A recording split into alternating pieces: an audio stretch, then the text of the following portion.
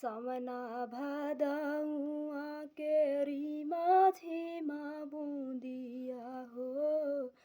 समना भदौआ केरी माझीमा बुंदवा रे गलियन गिराई ठंडा पानी हा। सीताराम से भजो से गलिया घुमराई दुल्हे की बहिनी हो।